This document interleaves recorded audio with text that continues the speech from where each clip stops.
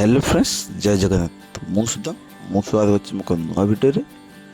आज भिडियो आरंभ हो स्मार्ट सेल जून, जहाँ आपण अंचल, आपण गाँ, आपण शहर खोली जाइए नूतन भाव में।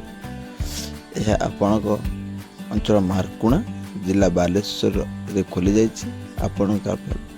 आपण आसतु स्मार्ट सेल जून को विजिट करते और आपण मन पसंदर मोबाइल, इयरबड, ब्लूटूथ, स्मार्ट एवं विभिन्न प्रकार मोबाइल एवं जिन नहीं जातु। देखु एटी किसी मोबाइल अच्छी, आपण जो मोबाइल पसंद आप नहीं पारे।